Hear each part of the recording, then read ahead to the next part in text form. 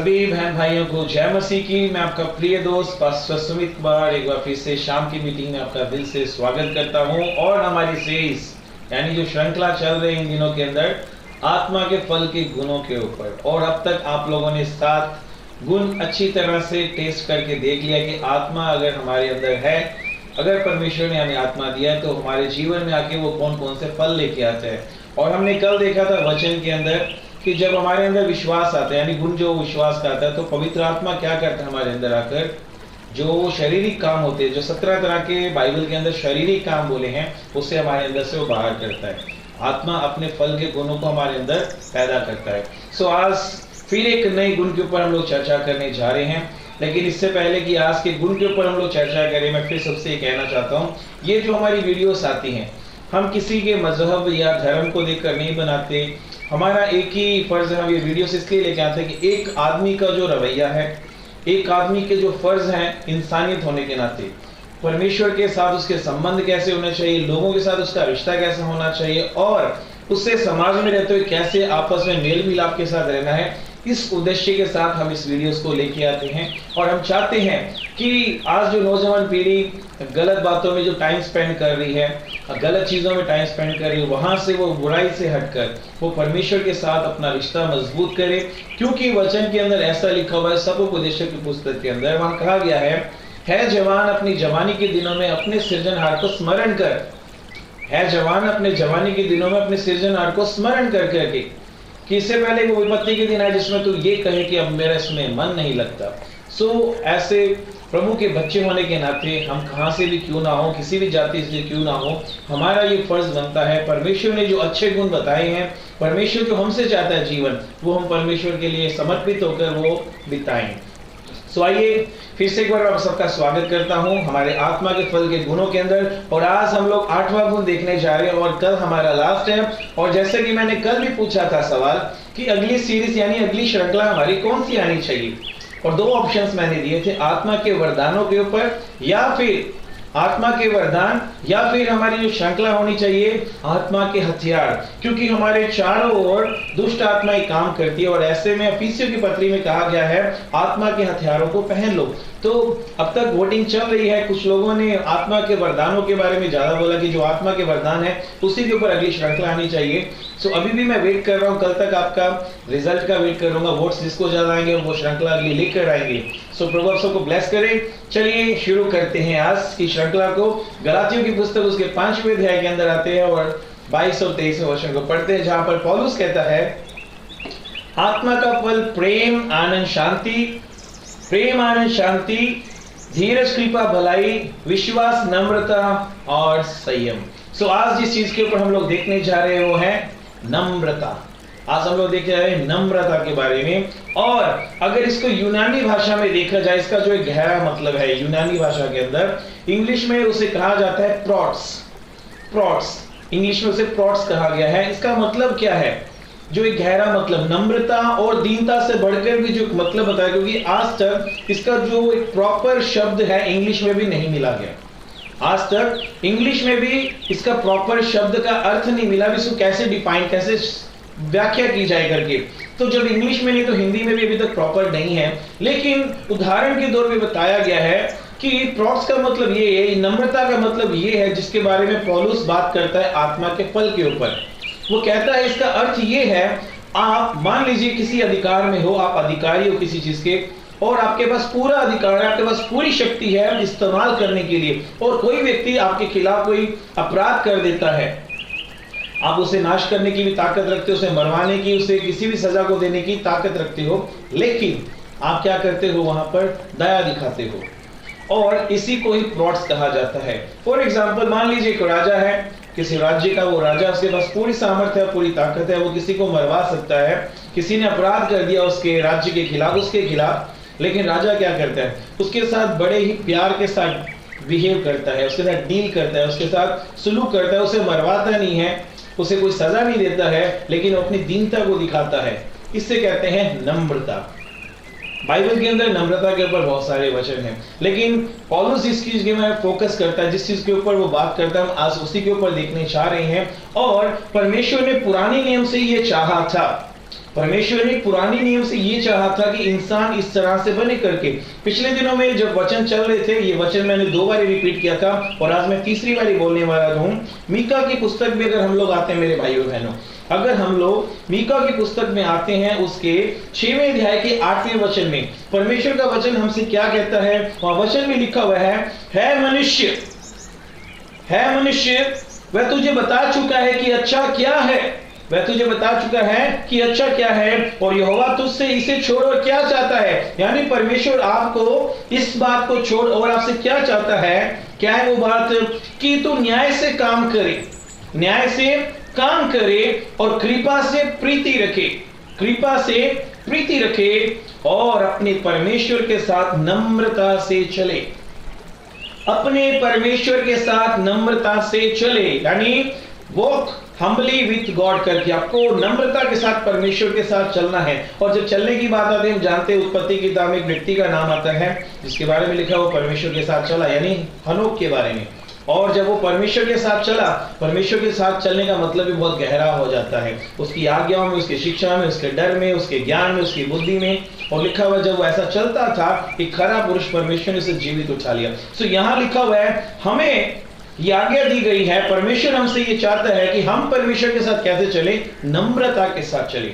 हम परमेश्वर के साथ कैसे चले, नम्रता के साथ चले। और हम जानते हैं हमारा जो एक रोल मॉडल है, हमारा जो एक उदाहरण है, जिसे हम हमेशा आगे रख के चलते हैं, जिसके जीवन से हम लोग सीख सकते हैं, जिसके जीवन से हम बहुत सारी बातों को सीख के अपने जीवन में अमल कर सकते हैं और लोगों को बता सकते हैं, वो प्यार को दिखा सकते हैं, वो गुण को दिखा सकते हैं। वो है हमारे प्रभु यीशु मसीह, वो है हमारे प्रभु यीशु मसीह। हम जानते हैं मत्ती की किताब, मैंने जब पिछली सीरीज ली थी, पिछली श्रृंखला ली थी धन्य वचनों के ऊपर, वहां देखते हैं हम लोग 5वें वचन, 5वें अध्याय के 5वें वचन में यीशु मसीह ने क्या बोला था, क्या बोला था? धन्य है वे जो नम्र है। वहां कहा गया है, यीशु मसीह ने कहा धन्य है वे जो नम्र है क्योंकि वे पृथ्वी के अधिकारी होंगे करके। सो नम्रता का रिजल्ट वहां बताया गया, रिवॉर्ड बताया गया है, उसका फल बताया गया है। अगर हम लोग नम्रता के साथ चलते हैं तो परमेश्वर हमें क्या कहता है, उसका रिवॉर्ड क्या है, उसका इनाम क्या है? पृथ्वी के अधिकारी होना। और परमेश्वर ऐसे लोगों को क्या कहता है? जो नम्रता के साथ चलता है, उनको परमेश्वर कहता है धन्य है। परमेश्वर उनको क्या कहता है? धन्य कहता है। और हम देखते हैं यीशु मसीह की सेवकाई के दौरान भी इस वर्ड के बारे में, खास करके नम्रता के ऊपर पहली बार जो हम देखते हैं वो 21वें अध्याय के अंदर। अगर हम लोग मत्ती की किताब उसके 21वें अध्याय के अंदर आते हैं, जब यीशु मसीह यरूशलेम में प्रवेश कर रहे थे, बिल्कुल एक हफ्ता पहले जो क्रूस पे चढ़ना था, उससे पहले जब यीशु मसीह यरूशलेम में विजय प्रवेश कर रहे हैं, तो वहां पर एक भविष्यवाणी पूरी हुई थी। एक भविष्यवाणी पूरी थी जो जकरिया पुस्तक में बहुत पहले कर दिया गया था। क्या कहा गया वहां पर?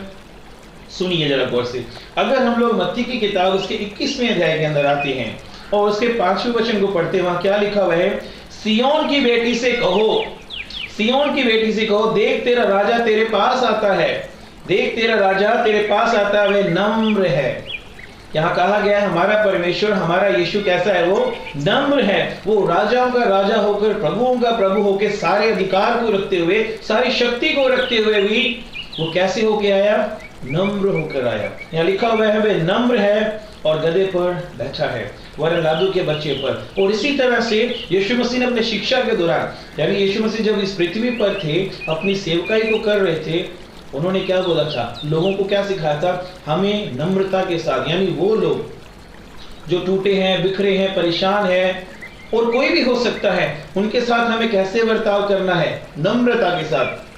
अगर आप मत्ती की किताब उसके 12वें अध्याय के अंदर आओगे, मत्ती की किताब अगर उसके 12वें अध्याय के अंदर आओगे, उसके मैं पढ़ देता हूं वचन के अंदर 18वें वचन से, वहां 20वें वचन के अंदर जो बात कहना चाहता हूं मैं, वो यार लिखी है, वे कुचले हुए सरकंडों को ना तोड़ेगा, वे कुचले हुए सरकंडों को ना तोड़ेगा और धुआं देती हुई बत्ती को ना बुझाएगा।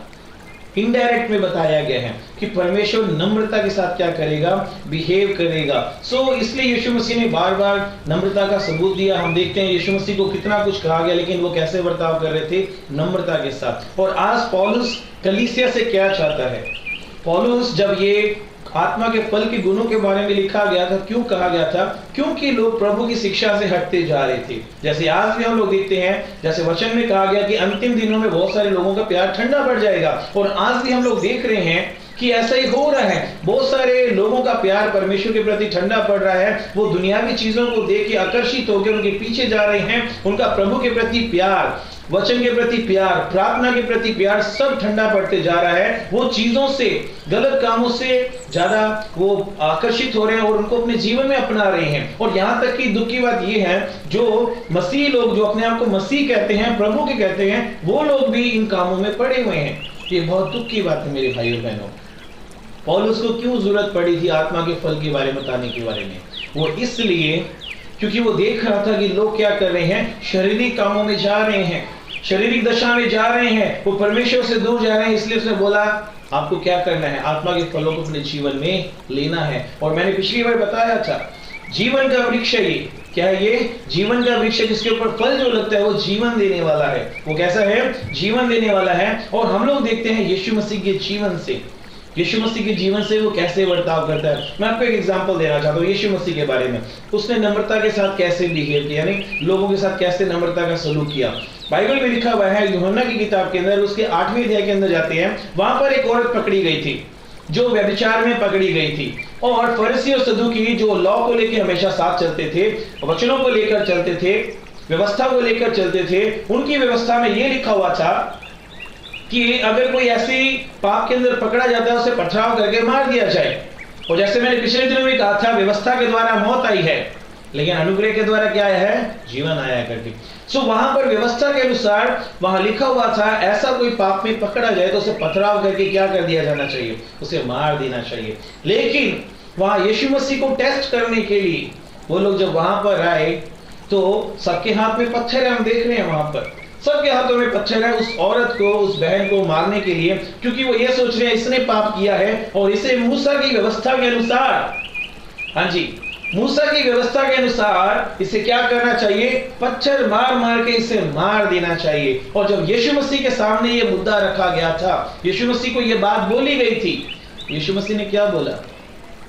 यीशु मसीह चुप करके जमीन पर बैठकर लिख गए। आपको मालूम है, जब वो जमीन पे लिख रहे थे, वो भी भविष्यवाणी है, पुराने नियम के अंदर ये बात बताई गई कि वो जमीन पे लिखेगा। मैं आपको रेफरेंस कभी बताऊंगा, मुझे ध्यान नहीं वो यशाया में कि यहेजकेल में, लेकिन एक जगह पर दिया हुआ है वो रेफरेंस कि वो जमीन पे लिखेगा। ये भी एक भविष्यवाणी थी कि वो जमीन पे लिखेगा करके। सो यीशु मसीह जब जमीन पे लिख रहे थे, वो लोग हैरान हो रहे हैं क्या कर रहा है करके। वो लोग बार बार उसे फिर उन्होंने पूछा, भी व्यवस्था में लिखा है ऐसी औरत को जब पकड़ी जाए उसे पथराव करके मार देना चाहिए। बहुत कहने के बाद यीशु मसीह जब खड़े हुए, उन्होंने बोला, तुम में से जिसने कभी कभी कोई पाप नहीं किया, तुम में से जो निष्पाप है, जिसने कभी भी कोई पाप नहीं किया, पहला पत्थर वो मारे। और हम लोग देखते हैं वहां बड़े से लेके छोटे तक जितने भी वहां मौजूद थे, सब लोग पत्थर फेंककर वहां पर चले गए, लेकिन यीशु मसीह नहीं गए, क्योंकि यीशु मसीह जिंदगी में कभी पाप नहीं किया, वो चाहे पत्थर मार सकता है। लेकिन वहां क्या देखते हैं? यीशु मसीह का स्वभाव नम्रता वाला। यीशु मसीह ने नम्रता दिखाई उस औरत के प्रति। परमेश्वर आपके प्रति, मेरे प्रति भी यही रवैया है उसका यही बर्ताव है कि वो नम्रता के साथ पेश आता है। जिस तरह के हमारे अपराध थे, जिस तरह से हम पाप में जीवन व्यतीत कर रहे थे, अगर देखा जाए, अगर प्रभु नम्रता वाले जीवन में ना आता, अगर नम्रता से हमारे साथ बर्ताव ना करता, तो शायद हम लोग कब के नाश हो जाते, हमारे जीवन में कोई उम्मीद ना होती। पौलुस क्या कहता है? पौलुस यही बात चाहता है, हमारे जीवन में यही चाहता है कि वो जो स्वभाव यीशु मसीह का है, वो जो परमेश्वर का स्वभाव है, जैसे मैं पहले भी बार बार बोल चुका हूं, फिलिपियो 2:4 के अंदर पौलुस बार बार कहता है, जैसे मसीह यीशु का स्वभाव है, तुम्हारा भी स्वभाव ऐसा हो करके। सो यहाँ पर पौलुस फिर गलातियों की पुस्तक के 6वें अध्याय में क्या कह रहे हैं? अगर हम लोग गलातियों की पुस्तक उसके 6वें अध्याय के अंदर आते हैं, तो वहां पर पहले वचन में ही पौलुस क्या कह रहा है, जरा गौर से सुनिए। है भाइयों, यदि कोई मनुष्य किसी अपराध में पकड़ा भी जाए, यदि कोई मनुष्य किसी अपराध में पकड़ा भी जाए, तो तुम जो आत्मिक हो, तुम लोग जो आत्मिक हो, नम्रता के साथ ऐसे को संभालो, नम्रता के साथ ऐसों को संभालो, और अपनी भी चौकसी रखो कि तुम भी परीक्षा में ना पड़ो। सो यहाँ पर पौलुस में क्या कह रहा है? वो प्रभु यीशु मसीह के स्वभाव को लेकर आने के लिए कह रहा है, अगर कोई बंदा पाप में पकड़ा भी जाता है, अगर आप लोग आत्मिक हो, आपका फर्ज क्या बनता है?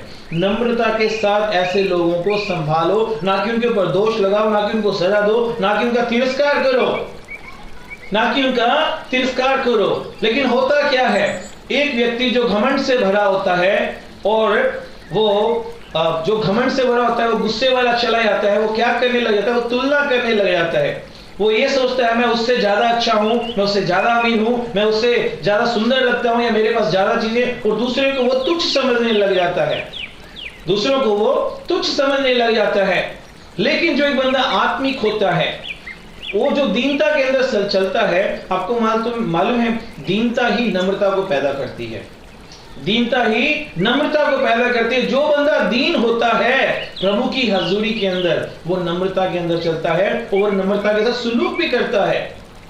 अफीसियों की पत्री के अंदर लिखा हुआ है, अगर हम लोग अफीसियों की पत्री के अंदर आते हैं, उसके 4 अध्याय के दूसरे वचन के अंदर, 4 अध्याय के दूसरे वचन के अंदर यहां पे फिर पौलुस क्या कहता है, कहता है अर्थात सारी दीनता और नम्रता सहित, सारी दीनता और नम्रता सहित और धीरज धरकर प्रेम से एक दूसरे को सह लो। अब देखने वाली बात है, जिसके अंदर पवित्र आत्मा ही नहीं है, वो प्रभु के साथ ही नहीं चलता, वो तो ना दीन होगा ना वो नम्र होगा। लेकिन यहां वचन क्या कह रहा है, जो लोग आत्मिकता में चलते हैं वो इन बातों को समझ सकते हैं। कह रहा है सारी दीनता और नम्रता सहित और धीरज धरकर प्रेम से एक दूसरे को सह लो।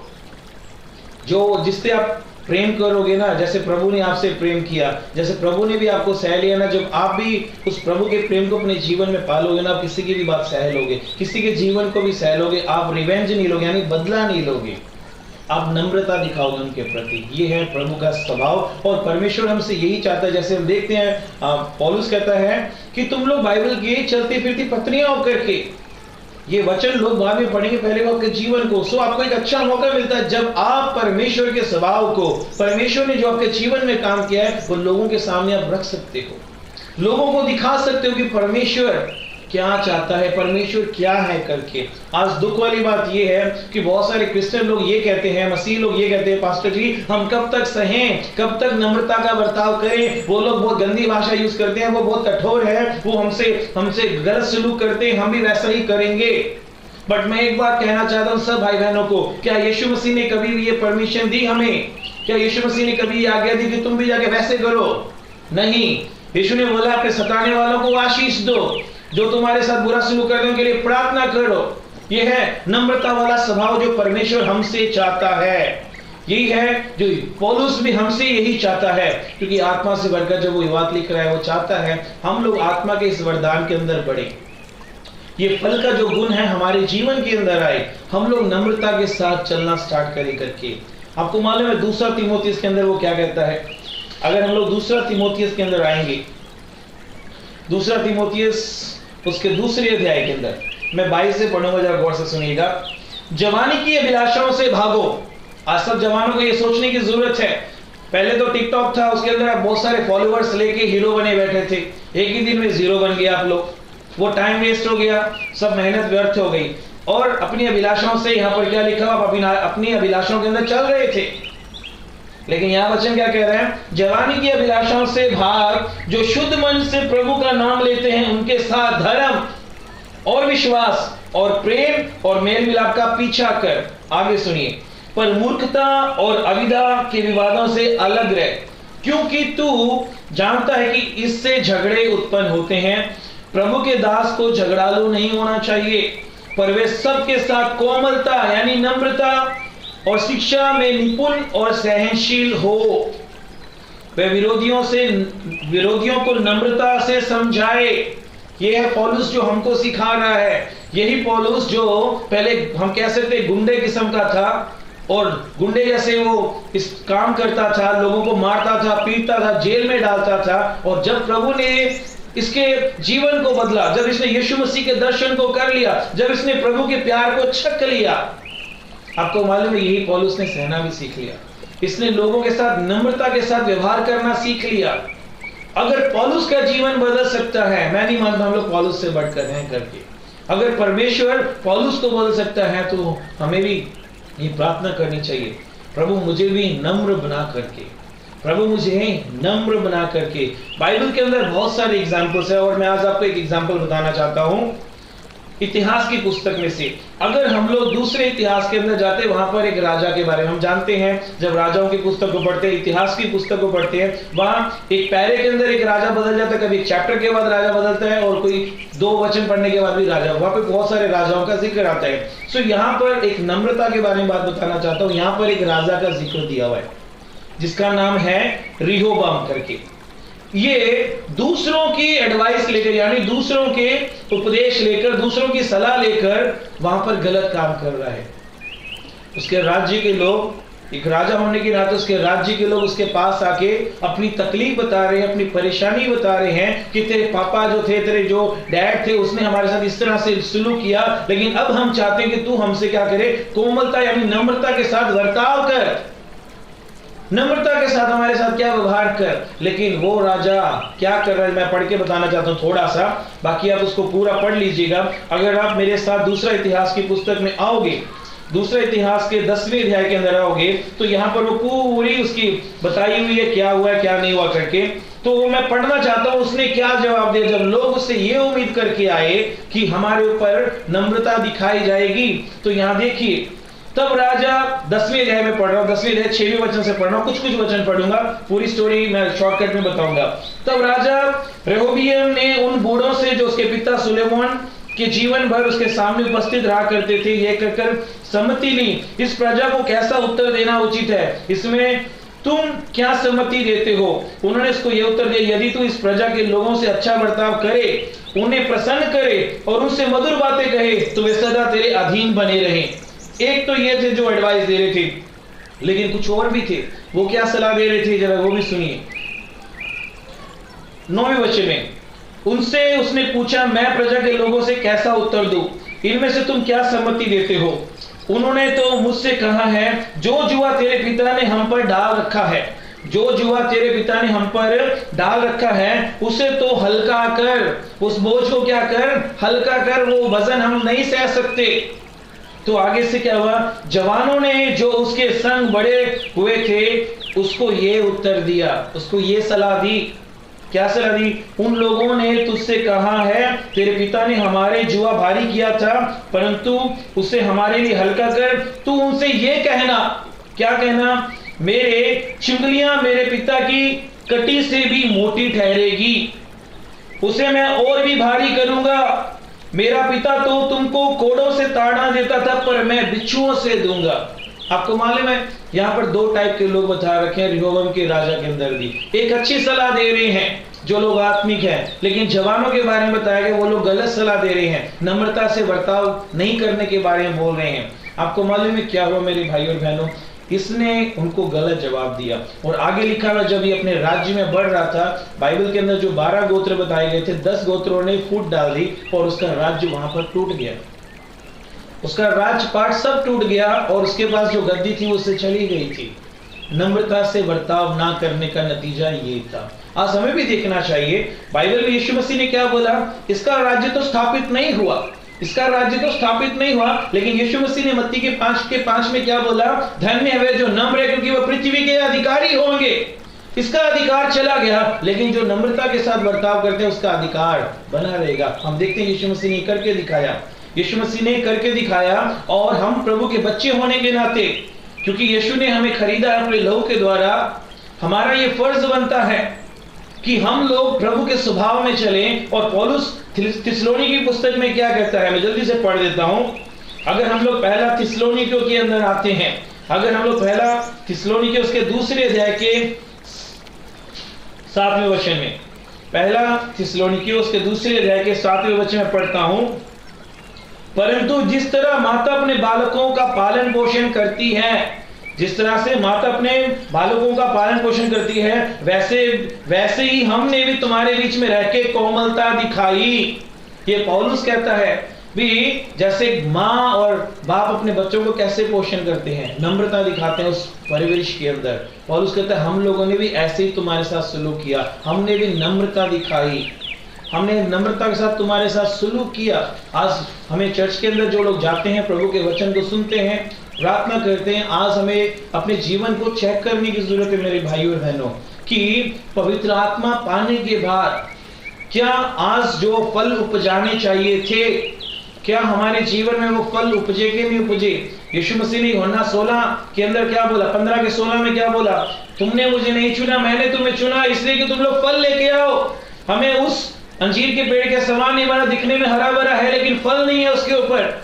हम हरे भरे हो सकते हैं मसीहत में रहकर, लेकिन अगर फल नहीं नजर आए तो हमारे वहां पे लिखा हुआ है, अगर उस पेड़ को काट दिया गया था, अगर जो टहनी उसके साथ ना बन के रहकर फल नहीं लेके उसे काट दिया गया और आग में झोंक दिया गया, मेरे भाइयों बहनों, हरा भरा रहने का कोई फायदा नहीं है जब तक आप फल नहीं लेके आते। और पवित्र आत्मा का फल हमारे, ये गुण बहुत होना जरूरी है, ये परमेश्वर का गुण हमारे अंदर होना बहुत जरूरी है और दूसरों को भी दिखाना जरूरी है, ताकि वो लोग हमारे जीवन के द्वारा परमेश्वर की महिमा को देख सके। हमारे जीवन में प्रभु ने जो काम किया वो हम दूसरों को दिखा सके। पवित्र आत्मा जब आपके जीवन में आता है, आपको मालूम है क्या होता है, वो धीरे धीरे अपना काम करना स्टार्ट कर देता है। मैं आत्मा के फल के गुण के बारे में बात कर रहा हूँ, आत्मा के वरदान नहीं। जब आत्मा के वरदान आते तो बहुत कुछ होता है, वो हम अगली सीरीज में देखेंगे क्या कुछ होता है। उसमें शोर भी होता है, ढिंडोरा भी होता है, सबको पता चलता है भी आत्मा का यहाँ पे वरदान आया करके। लेकिन अब बात कर रहे हैं फल के गुण के बारे में। हम लोग जब आत्मा हमारे अंदर आता है वो धीरे धीरे अपना काम करता है। आज सवाल ये आता है, अगर हम लोग मसीह में हैं, प्रभु में हैं, प्रार्थना करते हैं, चर्च में भी जाते हैं, अब तक हम लोग कितने फलों को अपने जीवन में देख पा रहे हैं? क्या इस जीवन के अंदर ये जो पेड़ है हमारा, जिसको प्रभु ने लगाया है, इसके अंदर क्या आज प्रेम नजर आ रहा है? लोग बोल सकते हैं कि ये सबके साथ प्रेम के साथ रहता है।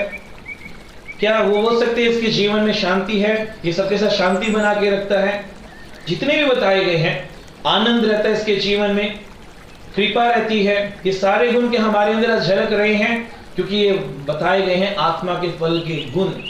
आत्मा के फल के गुण अगर हमारे जीवन से कुछ और ही झलक रहे हैं मेरे भाई बहनों, हम लोग कृपालु नहीं है, लड़ाई झगड़े वाले हैं, गुस्सा खोर हैं, बदला लेने वाले हैं, तो समझ जाइएगा अभी भी आप लोग शारीरिकता में, आत्मा का अभी कुछ काम आपके जीवन में नहीं हुआ। आत्मा का कोई काम नहीं हुआ। चर्च में खड़े होकर चिल्लाने से कुछ नहीं होने वाला, अन्य भाषा बोलने से कुछ नहीं होने वाला। क्यों? आपको मालूम है यीशु मसीह के जब बपतिस्मा हुआ था, जब वो पानी के अंदर बपतिस्मा लेके जब बाहर आया, तो उसके सिर के ऊपर क्या आके ठहर गया? चील आके ठहर गई थी। क्या आके ठहर गया था? वल्चर आके ठहर गया था। क्या आके ठहर गया था? कबूतर लिखा हुआ है, कबूतर। और कबूतर एक सिंबल है, चिन्ह दिखाया गया है नम्रता के प्रतीक। नम्रता, पवित्रता ही तो है ही है, लेकिन वो नम्रता को भी दर्शाता है कि वो नम्रता का एक प्रतीक है। यीशु मसीह ने वो सिंबल दिया कि जब पवित्र आत्मा वो नम्रता को भी लेके आता है। आज हम बहुत सारे लोग बोलते हैं मैं पवित्र आत्मा से भरा हूं, पवित्र आत्मा मैंने पाया है, नम्रता कहां पर है? क्या हमारे जीवन में नम्रता वास करता है? क्या हम लोग लोगों को नम्रता दिखाते हैं जैसे यीशु मसीह ने और परमेश्वर ने भी हमारे जीवन में दिखाया? कि हम लोगों के साथ नम्रता के साथ बर्ताव करते हैं? ये बहुत बड़ा एक सवाल आ जाता है। परमेश्वर अगर नम्र है, हमें लोगों को यह स्वभाव दिखाना होगा। ये कोई मायने नहीं रखता मेरे भाइयों बहनों कि आप लोग चर्च में आते हो नहीं तो आप किसी भी जात, किसी भी धर्म से हो सकते हो, लेकिन एक इंसानियत होने के नाते हमारा ये फर्ज बनता है, हम लोग, क्योंकि ये सब लोग जानते हैं, हम चाहे किसी भी धर्म से हो, लेकिन एक बात जानते हैं, हमारे अंदर आत्मा वास करता है। हमारे अंदर आत्मा वास करता है, क्योंकि वो रब आत्मा है।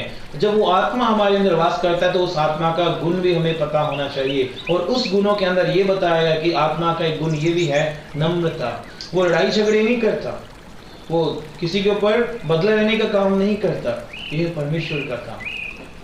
इसलिए जो लोग आज तक गलत दिशा में जा रहे थे, गलत ही चीजों को मान रहे थे और आपका स्वभाव गलत हो रहा था, आज आपके पास एक मौका है सही दिशा में वापस लौटने का, सही ट्रैक पे आने का। क्योंकि यीशु मसीह ने क्या बोला? मार्ग सत्य जीवन मैं ही हूं करके। यीशु मसीह ने क्या बोला? मार्ग सत्य जीवन मैं ही हूं। परमेश्वर ने हमारे साथ नम्रता के साथ सुलूक किया, इसलिए उसकी एक योजना क्या थी हमारे प्रति? उद्धार की। न्याय करने की नहीं थी, उद्धार करने की थी उसकी योजना के, क्योंकि उसने नम्रता के साथ डील किया। अगर परमेश्वर नम्र ना होता, अगर न्याय करता, तो आज हम लोग कहां होते हैं? नरक के किसी कोने में सड़ रहे होते, या हमारे जीवन में कोई उम्मीद ही ना होती। लेकिन परमेश्वर ने क्या रखा? हमारे साथ व्यवहार कैसे रखा? नम्रता वाला। आज एक मसीह बंदे को सोचने की जरूरत है, क्या मैं नम्र हूं? आप लोग सोच रहे होंगे किस हद तक मुझे नम्र रहना है? जिस हद तक यीशु मसीह रहा। फरीसी सदूकी बार बार इल्जाम लगाते रहे। यीशु मसीह कैसे रहा? नम्र रहा। यीशु मसीह कैसे रहा? नम्र रहा। आज आपको प्रार्थना करने की जरूरत है कि प्रभु मैं उस हरे भरे पेड़ के समान बन के नहीं रहना चाहता कि दिखने में वो हरा भरा जरूर है, लेकिन जब परमेश्वर उसके पास फल की उम्मीद के लिए आया, जैसे हम देखते हैं यीशु मसीह भी आया था अंजीर के पेड़ के पास फल की उम्मीद में, लेकिन जब वो पास आया उसे कोई फल नजर नहीं आया। आज जब यीशु मसीह मेरे पास आए, मेरे जीवन में आए और फल के गुण की उम्मीद करे, और जब उसके ऊपर कुछ ना हो, मैं नहीं चाहता कि मेरे जीवन में कोई श्राप आए और जैसे वो पेड़ सूख गया था, मेरा जीवन बर्बाद नहीं होना चाहिए। आपकी एक पर्सनल प्रेयर होनी चाहिए। और ये नम्रता आपको कहां से मिलेगा? ये नम्रता का गुण कहां से मिलेगा? जिसके पास ये है, यानी यीशु मसीह। आपको यीशु मसीह के पास ही आना होगा, उसके चरणों में आना होगा और बोलना होगा कि प्रभु मेरे जीवन में आके मेरे जीवन को कंप्लीटली बदल दो। मैं प्रभु तेरे स्वभाव में बढ़ना चाहता हूँ। जो आत्मा के गुण तेरे अंदर काम करते थे, मैं चाहता हूँ कि मेरे अंदर भी काम करें, क्योंकि प्रभु आपने वचन में कहा है कि जो काम मैं इस पृथ्वी पे करता था तुम लोग उससे भी बड़े करोगे। तो कामों की अगर आप परमिशन दे रहे हो, प्रभु आप आज्ञा दे रहे हो, तो वो फलों की भी आप आज्ञा चाहते हो कि मेरे अंदर वो फल के गुण भी हैं।